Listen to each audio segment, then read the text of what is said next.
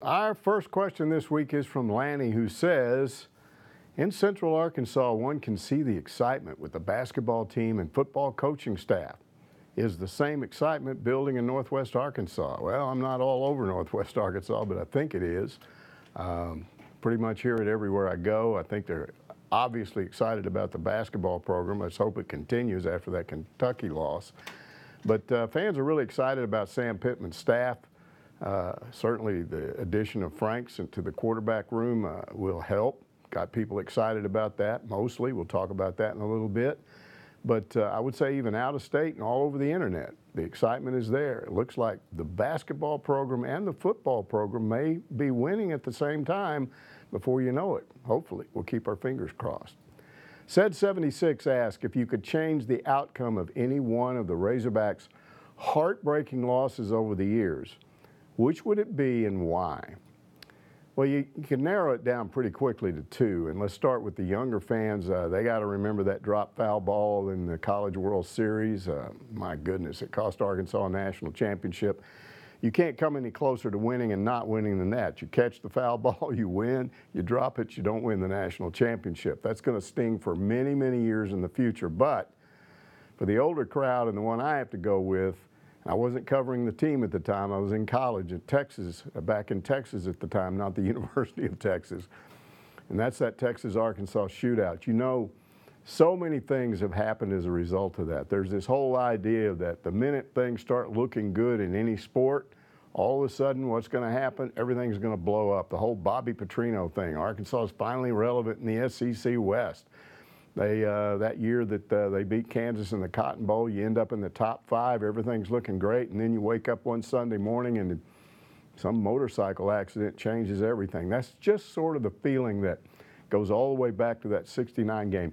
You almost have the feeling that there are Razorback fans, older people like me, that are sitting there at night, laying there in bed at night having a dream, and they're right next to, behind the bench in the stands, and Frank Broyles is out there making decisions, and you want to yell out at him, go for the field goal, kick the field goal, don't go for that touchdown. And if he'd done that, what would that change? Well, you might have 2 national championships, and you might eliminate all of these horrible things that get attributed to that '69 game. So I'm going to go with that.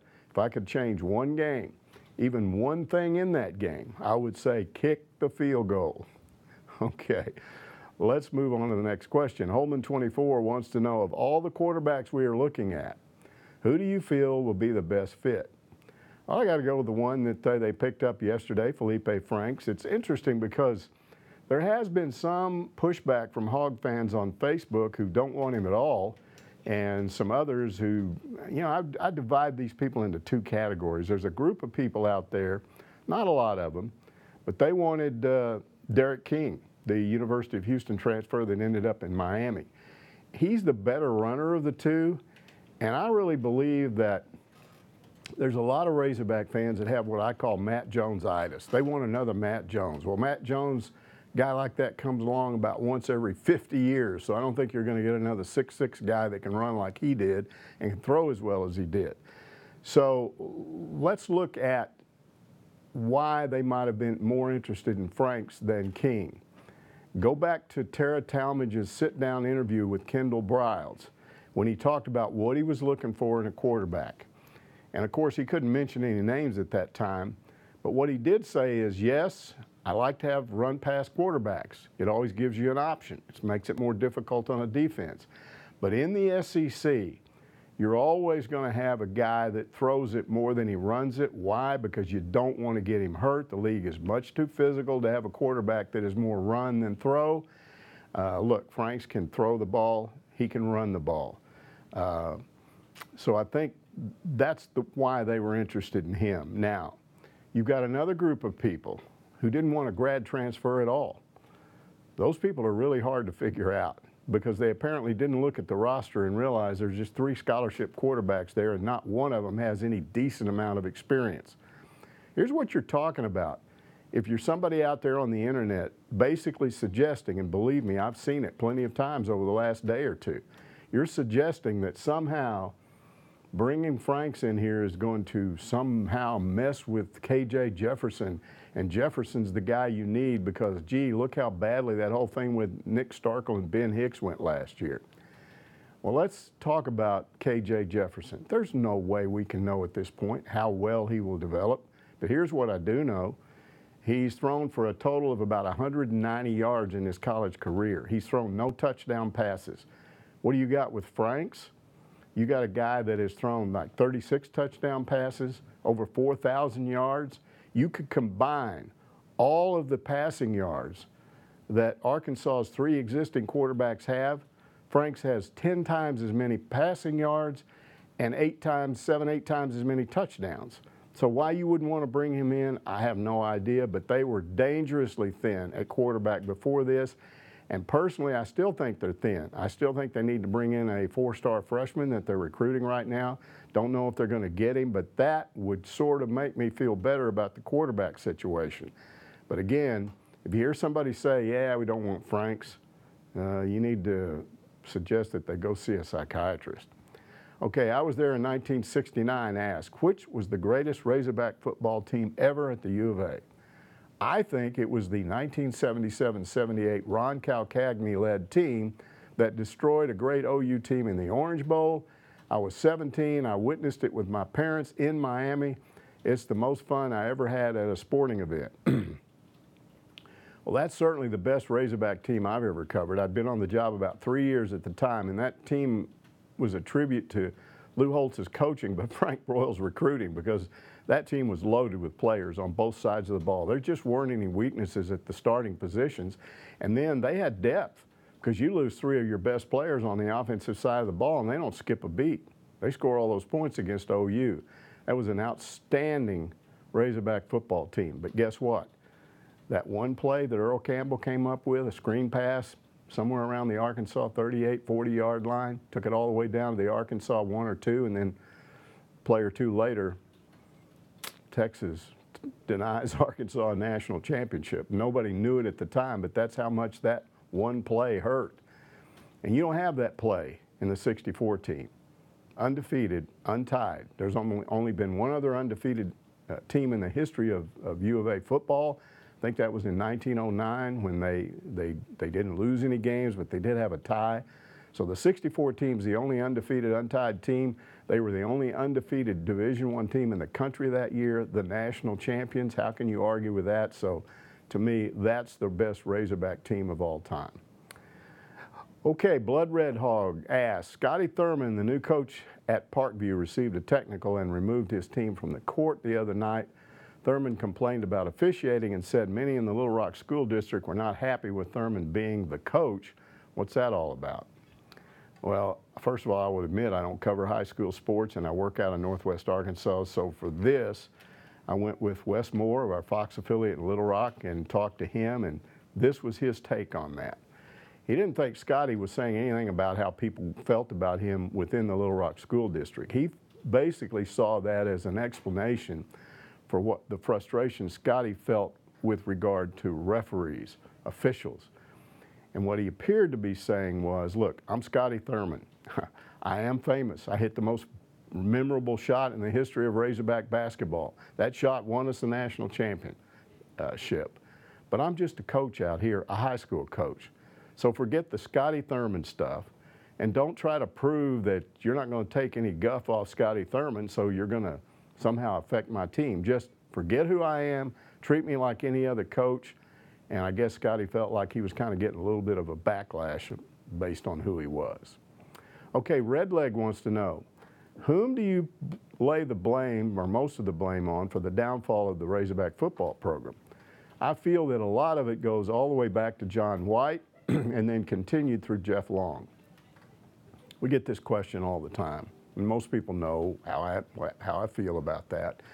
So I'll approach it from a little bit different standpoint. Here's the irony of the John White hire. Frank Broyles is the one that brought him to Arkansas. Now, John White at the time, I believe, was the dean of the School of Engineering at Georgia Tech. Frank was a Georgia Tech graduate. He had a lot of friends there. So Arkansas needs a chancellor. Frank feels like he's going to do people a favor. He recommends him. They bring him in, and there's no question he turned out to be a really good chancellor from an academic standpoint. But why in the world did he involve himself so much in athletics? Well, here's a little tip-off. Right after he got there, according to Nolan Richardson, I had this conversation with him about a year ago. He said he started calling in the coaches very early on. And they can't figure out, why is this a priority for him? Yeah, sooner or later, I guess you want to meet all the coaches, but you'd think you'd take care of your academic business first. And Nolan said when he walked in John White's office, the first thing he got asked was, how powerful is Frank Broyles? And Nolan said, he's real powerful. Well, is he more powerful than the chancellor? Well, technically, probably yes. That seemed to really bother John White, according to Nolan. Now look, here's the thing. There's no question Frank was powerful. But what a lot of people don't understand is he didn't throw that weight around. He did not use that in an irresponsible way. Now I'll give you a good example. In 1987, when Arkansas lost to Texas, and Frank basically felt like there was a monumental screw-up by the defensive coordinator at the time. And he went to Hatfield and he said, Ken, you got to get rid of your defensive coordinator. He's a complete goober. And Hatfield said, you don't tell me who to hire and fire on my staff. If I get rid of somebody, it'll be what I think, not what you think. That's the way we do this. Frank was offended. He went to Dan Ferreter, the chancellor, and said, we got to get rid of this guy. Ferreter said, for what reason? Frank told him. Ferreter said, that's not a good enough reason. You got to come up with something else if you want to get rid of him. And you know what? Frank didn't go out and pull in some markers. He didn't go to some of his powerful booster friends and say, we got to get rid of this guy, Dan Ferreter. He just went along with it. So I don't know what the deal was John White, whether he was from the very beginning thought Frank would be out to get him, or why would he do that if he brought him in the first place? But he ended up being Frank's worst nightmare. He spent several years trying to get rid of him, finally did. Whole series of events took place at that time during those years. It's too long to get into how it all had a cause and effect, but the end result was Razorback football went downhill. And he didn't just screw up Razorback football. He screwed up Razorback men's basketball. He screwed up the women's team. The good thing is that all three of those programs look like they're back now. I mean, we still got a ways to go with football. We don't know for sure, but there's some hopeful signs, as I said earlier. Men's basketball, I think, is back. And maybe going back to a Nolan Richardson level. We'll see, but it sure looks like that if you look at Eric Musselman's recruiting. And then the women's team, come on. They're doing things that haven't been done since Gary Blair was basically run off by John White. So whatever damage was done, and one man did a whole lot of damage, it looks like we're finally have gone through the worst of it and coming back out ready to go on the other side. Okay, Pork Soda asks, if you had to guess regarding scoring per game, will the offense or defense improve more? It's a tough one. Maybe a brain buster, because both couldn't be worse. I mean, anything's got to be better than what they had, but I'll take a stab at this, and I will say this. I think the offense is going to improve more quicker than the defense, and here's why. You start with this quarterback that they just landed that I've already talked about. That solves a huge problem if he's who we think he is, if he's who Kendall Briles thinks he is. You combine that with Sam Pittman now being the head coach. He may not be the offensive line coach, but he hired the offensive line coach, and I got to believe he's going to be involved in that. And a problem that goes all the way back to Brett Bielema may be on the verge of being solved. So you get an improved offensive line. Kendall Briles is well known for putting an offense on the field that develops and uses his running backs, and they've got one of the best running backs in the nation who decided to come back, so that all looks good. You got one of the best wide receiver corps in the country. Those guys are back. There's only one problem that I see on the offensive side of the ball, and that's at tight end. It sure would be nice to bring in a grad transfer tight end. I don't know if that's going to happen. But that's one issue. When I look on the defensive side of the ball, I see problems in a lot of areas. Linebacker, they don't have much depth there. Lost probably the best defensive player on the team last year to graduation. You've got that secondary problem that's been going on forever. You've got a very talented but still young defensive line. So I think Barry Odom is an outstanding defensive coordinator. He'll get it fixed. They will be better. It won't be as bad as it was a year ago.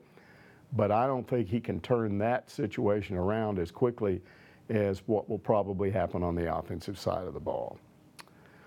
Okay, J.B. Carroll wants to know, how do you foresee this Hog basketball team faring in the NCAA basketball tournament in March? I don't want people to take this the wrong way, but I'm going to say this. Do not assume right now that they're in. It looks like they're in.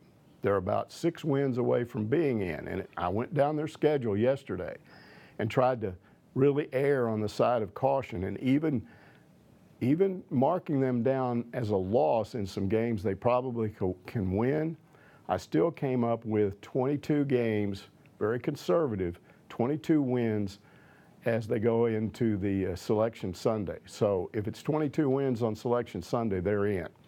Now the question becomes, what happens if they lose some of those games? What happens if this Kentucky game causes a problem? Because that can always happen.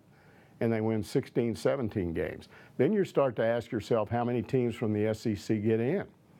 You know, right now Arkansas is number 5 in the power rankings.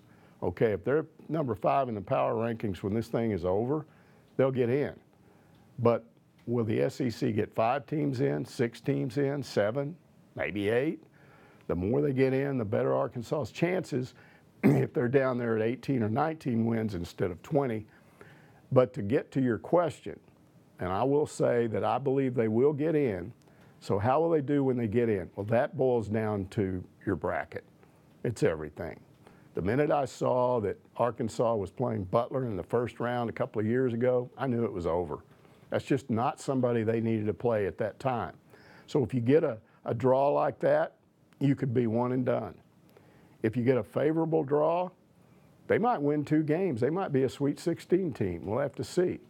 But if I had to guess right now, I think they'll get into the NCAA tournament, and I think they'll go 1 and 1 in the NCAA tournament. Okay, to baseball now. Baking the saddle again. Ask. The preseason rankings are starting to come out for baseball, and the Hogs are a consensus or near consensus top 10 by the various polls. Who is the odds-on favorite to get the ball on Friday games between Nolan and Wicklander, and who are the likely candidates to get the ball on Sunday? Had the flu last week, so you'll have to bear with me.